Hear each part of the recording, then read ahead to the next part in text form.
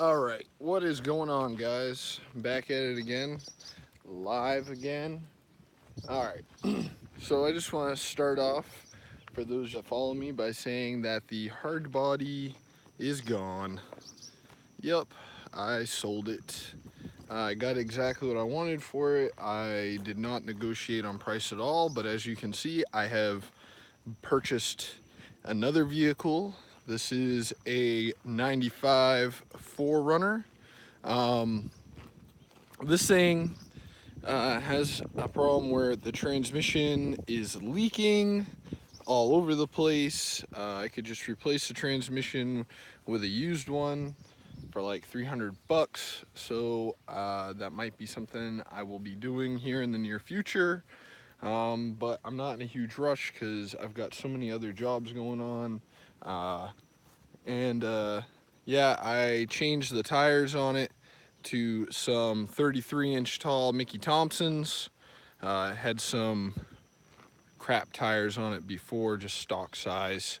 Um, but I like these a lot better. I might have to lift up the back a little bit, but no big deal. Um, this thing runs pretty good and has some minor cosmetic defects, but nothing too crazy that I'm gonna stress out too much about. So, I guess I want to talk about a pretty interesting subject, especially if you're somebody like me. A huge amount of my income comes from the automotive industry, specifically working on cars. For those of you guys that don't know what I'm all about, most of my income comes from um, being kind of like a freelance technician for various small car lots, buy here, pay here lots, um, just used car lots, a couple of cash only car lots, and I do pretty well that way.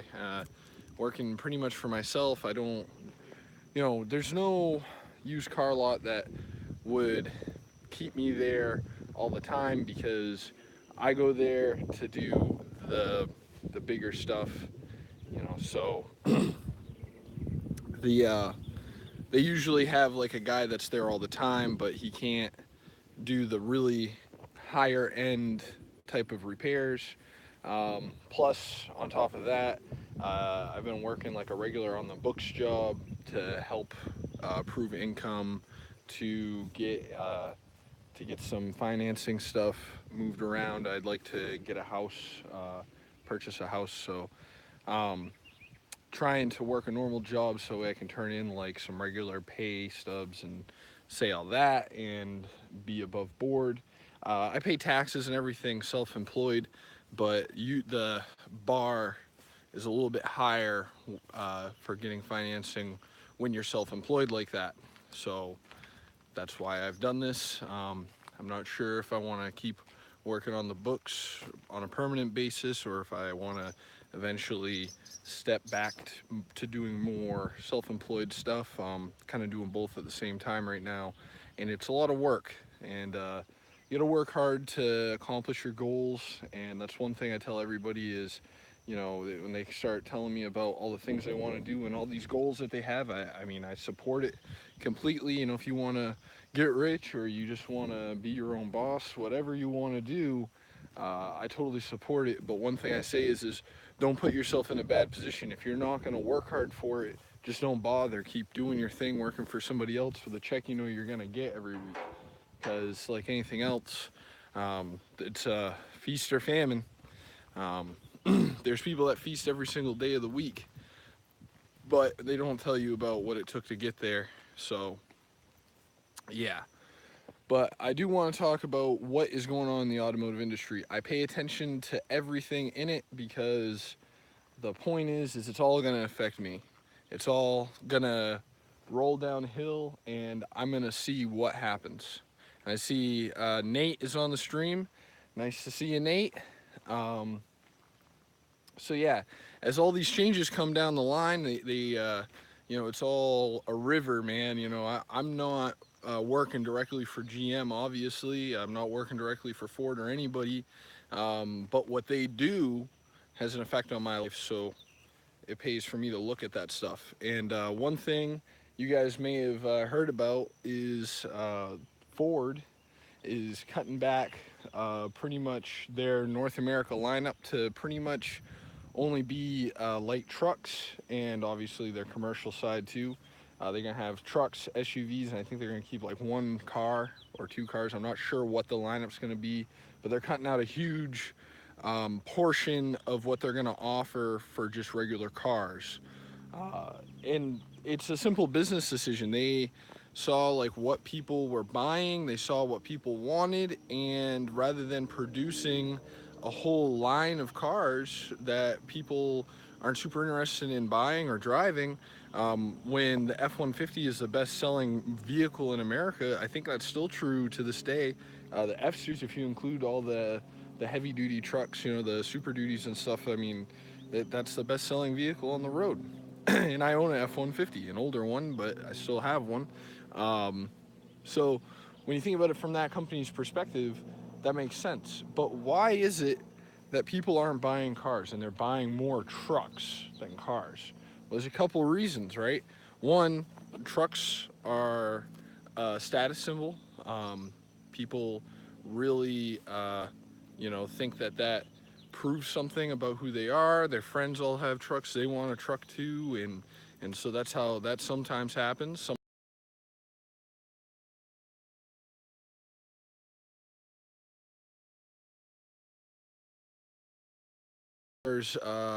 In places like Europe and Japan and all these other countries, but in North America, having a truck is a big deal, and that's what everybody wants. That's what a lot of people aspire to. And last is the way people get around is changing. And you guys might be thinking, like, what do you mean by that? Well, what I mean here is, you know, prior to people commonly owning their own car, you think, like, I'm talking like 100 years ago, people all just got around however they could. They had horses, they had buggies, they walked, whatever, and they just dealt with the situation they had until trains came along. Now, trains inherently are mass transportation. Everybody that rides a train is on a mass transit system, whether we're talking about old steam locomotive back in the 1800s, or we're talking about a new high-speed rail system. That is always mass transportation. So mass transportation has been around and popular longer than the car has been around and popular by a long shot. Um, so and the infrastructure was all there, and I think now we still use trains, but not as much. But we use planes. That's another version of mass transportation. Unless you're a really rich dude and you've got your private plane, um, a plane is like a bus. Literally, there's a company that makes airplanes. It's called Airbus.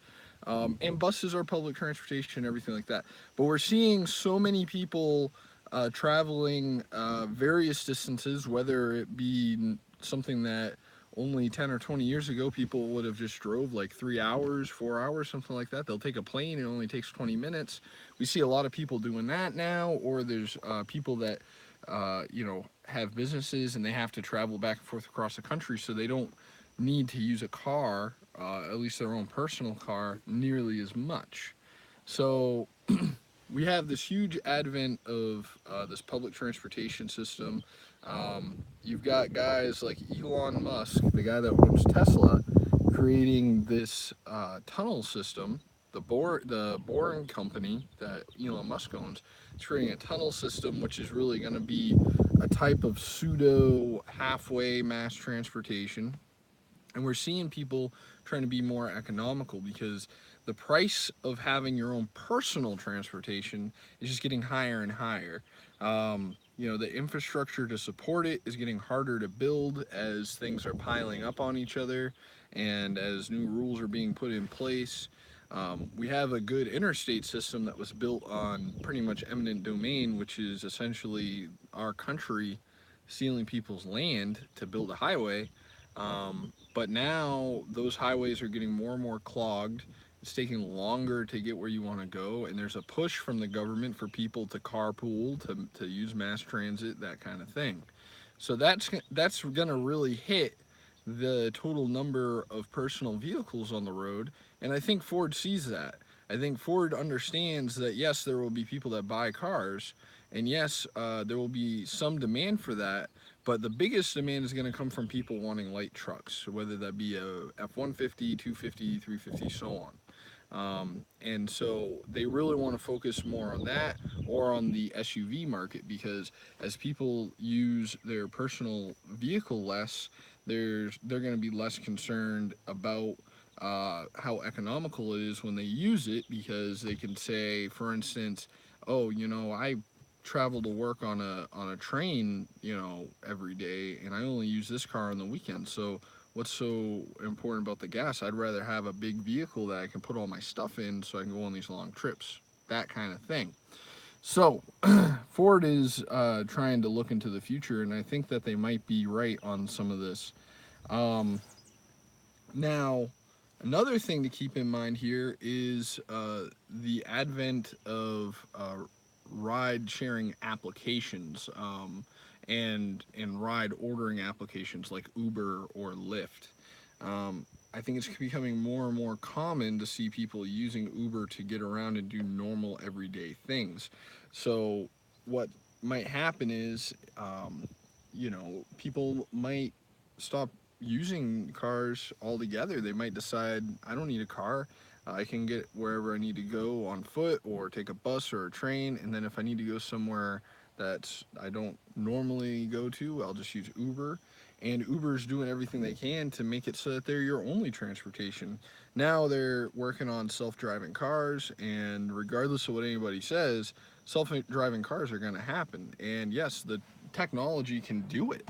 And if you think it can't, let me just point out that whatever device you're watching this video on, this live stream on, whether you watch it live while I'm doing it or whether you come across it after, just as and you play it back, think about the amount of technology in that device. Think about if you showed whatever you're using, whether it be a smartphone. I know a lot of people are using smartphones. I'm using a smartphone to make this stream. If you took that phone and you were somehow able to show it to somebody in 1989, so not that long ago, you're talking about, you know, about 30 years ago here. If you go back 30 years and show your smartphone to somebody back then, they would be astonished. They would never have ever thought that we could have this technology in our pocket every day. Thing that can make phone calls, videos, they can video chat. I mean, that stuff was on Star Trek. People never would have really taken it that seriously back then. And they wouldn't even, most average people wouldn't even understand the internet that we use right now. So for you guys to sit here and say, oh, well, self-driving cars can't work, we'll never be able to make it work right, blah, blah, blah. Well, no, I mean, if we look at airplanes fly themselves, not a problem. Trains drive themselves. Mind you, they're on track, so pretty much all they have to do is control the throttle. But they have these huge routing systems for trains. They all run pretty much independently. And there's computers that trade on the stock market by themselves. Now, if computers can be profitable trading on the stock market, which is the most volatile in, you can't see what's going to happen, like even the experts have a hard time really predicting the stock market. They have computers that can do better than the experts. Why would you guys think that they can't figure out how to drive a car, which is a pretty simple operation? Look at video games, for example. Video games have cars driving around on racetracks all the time and being very competitive, and they figured that out. So there's a lot less money in the software development of a video game than there is in the software development for these self-driving cars. Um, and Yeah, I really think that it's cool that Uber is putting in the legwork, putting in the money to make self-driving cars a thing. But ultimately, at least as Uber is as a company right now, their plan, I don't think is going to be the future of it. I think more the company that stands a chance of benefiting from self-driving cars more than Uber does is a company called Turo. Now, this company lets you rent people's cars personally. So, from person to person, you can rent a car. So, for instance, you can go on this app and you can like just look for any car. You could say, "Oh, I want to rent a Chevy Sonic for the weekend," or "I want to rent a Ford Fiesta for the weekend." And then rather than going down to Enterprise, you just go to Turo, and then you just whatever grab the keys to the car and you go. Now, what if there was an app like that that basically you subscribe to the app, you put in how many miles a week you need to get driven and all that, and put in your schedule, and the car self drives to your house every morning to take you to work. And you hop in the car, it brings you to work, and then it picks you up at the end of your day. That will be more like what will happen, and I think that that system is a little bit more like Turo than it is like Uber for a couple of other reasons. So now, when that happens, there will not have to be as many cars on the road. Just period. The the same car can serve, 50 different people in a day, possibly. So, that means that we could have a fraction of the cars out, in operation that we have right now.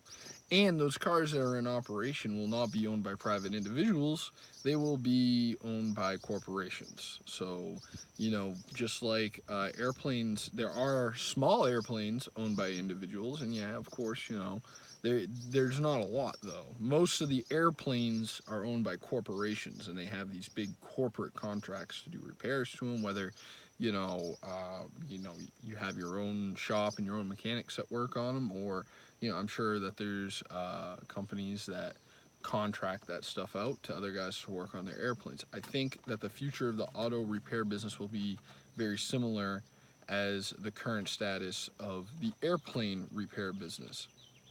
And there's something to be said about how that's going to affect automotive sales. And the reason why I bring this up is it's going to hurt me. And I know it's going to hurt me. That's why I think about it. I think about what my options are. Honestly, somebody in my position, my best bet is to expand my business as much as I can. So that way, when these changes start happening, I will be in a position to take on contracts with these companies, because Uber will own their own fleet, or whoever does this will own their own fleet once self-driving cars come into play, and they're going to want people to service this fleet of vehicles which they use to transport people. The days of going and meeting with people to say, that like a family that needs their family car worked on is coming to an end. It's just not going to be a thing. You're going to be dealing with service contracts with big companies, and you're going to have to, sit there and negotiate these mass pricing type of things. Like, let's say a company has 150 cars, which in your area, and you get the contract for your area. They're going to want to have you contract to do certain things. They're going to want you to be on contract to do the service on them, whether that be oil and filters and alignments and tires and tire rotations. Like, they'll have somebody that just does that, and they're going to have like this bidding system very similar to construction or other fleet repair type of things. um, so you'll have to bid against other contractors trying to do the same thing as you, and so you'll have to know what you can do. And I think that the profit margins are going to get tiny. I think that the future of automotive repair is going to be full of people, making pennies on the dollar for the work that they're doing, but they're going to survive because they can get so much more work. It won't be a matter of trying to put your name out there to attract new customers and trying to market your business. It'll be a matter of trying to beat your competitors on price and only price. And obviously, you have to maintain a good reputation, otherwise, nobody will accept your bid no matter how low it is. But if you can do good work, acceptable level work, it won't matter that much because you're dealing with a corporation. They're not looking at you on an individual repair standpoint. So if overall your body of work is good, then you'll be fine. Um, and this is huge for anybody trying to start a used car lot right now. The more I think about it, the more I learn about what they're doing in this business, the more I realize that opening a used car lot is something that will make you money in the short term, but you need to have a better long term plan, because there will be less and less people looking to buy their own car, especially especially if you're dealing with commuter cars. If you own a car lot right now and you watch this, if you own a car lot right now and your bread and butter car is things like Chevy Impalas, Nissan Sentras, Honda Civics, those type of cars, your days are numbered. And I'm not talking like this is going to happen in a couple months. So, obviously, you're going to be fine for a couple more years, maybe 10 years, maybe even 20 years. But you do not honestly stand a chance unless your kids or your grandkids are adults now. If you are like a young guy like me, I'm 27 years old. If you are in your 20s and you're trying to start a car lot right now, don't start it thinking you're going to be able to hand it down to your kids, because you won't be able to, because there won't be people buying used cars. The people that will be buying cars for their personal use will buy them new for the most part, except for like some super high end stuff that you'd have to buy used. Um, but like, nobody's going to be in the market for Nissan Sentras. Nobody's going to be in the market for little Yaris's. Nobody's going to be in the market for any of these things. There'll still be people in the market for luxury cars. Absolutely. There'll still be people in the market for trucks, especially companies that need to do construction work and need to transport stuff. Absolutely. But all these things are going to dwindle quite a bit. There won't don't expect like a growing business. At the end of 20 years, you'll be in a surviving business at that point. And in the long term, I don't think any buy here pay here lot stands a chance to make it out of it. I will be very surprised to see a buy here, pay here lot dealing with cars that are more than like 10 years old and are commuter cars that exists beyond the year 20, I'll say 2030. If you can have a buy here, pay here lot selling commuter cars and you exist beyond the year 2030, doing with your business plan exactly like very similar to what it is now, selling cars to individuals, then you will have done the impossible. And I also think after they after Uber or whoever comes out with a viable self-driving car and puts it into use, it will hit everybody hard.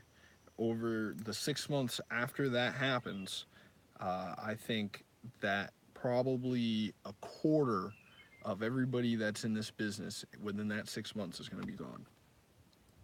Or they're going to find something else to do. But they won't be doing this. So, I know there's a lot of you guys out there that follow me, and you're thinking about starting your own car lot or something similar, trying to work on cars yourselves. And if that's your situation, I totally support it. I totally support whatever you want to do, whatever your dream is. But don't don't live in a bubble. Don't do this business not looking side to side, seeing what's going to be coming up, seeing what obstacles lay ahead, because you guys don't want to spend all this time and money to fail, and I don't want to see that happen. So just keep that in mind. Um, like I said, if you want to get into this business, you can get your foot in the door. We still have a couple of years left where selling to individuals, selling things on buy here, pay here is going to be a viable business. But start working on trying to get into heavier stuff. Try to get into trucks, try to get into construction equipment, try to get into serving other businesses, because the way of the individual purchaser is about to be gone. Um, and it sucks, but think of all the other things that's happened with. Think about back in the day, you could go and buy a pair of shoes and keep them for years, and every time you get a little rip or something wears out on your shoe, you go to a guy called a cobbler, and a cobbler repaired your shoe. You don't do that anymore. You buy new shoes. Nobody gets their shoes fixed. They throw them away. So and guys that were in the business of fixing shoes, uh, some of them were smart enough to see that that was coming down the pike as the prices of shoes went down, and they became more available and people were just getting them fixed. So that kind of thing happened, and they're gone. Same thing with TV repairmen. Same thing with guys that rebuilt starters and alternators on cars. They still rebuild starters and alternators, but you can't go to a local mom and pop in most places in the United States and get your alternator rebuilt. In most places, they will sell you a remanufactured one that's done in a big facility, and they make you pay a core charge until you return your other one to get rebuilt. And they have that going on. Even on heavy equipment, there's less and less rebuilding going on. There's, I know up in Maine, and I don't know if they're a nationwide company, but up where I'm from, there's a company called Camerata that rebuilds differentials and that kind of thing, and they'll sell it, and that's what they do. They just exchange it with you, and they just have like one facility that just processes all these rebuilds rather than having you show up at their shop, drop your stuff off, and wait for it to be done. It's centralized, and that's kind of what's happening. We're centralizing automotive use, rather than having every 1,000 people that each own one or two cars. We're going to have one company that owns 1,000 cars, and let's.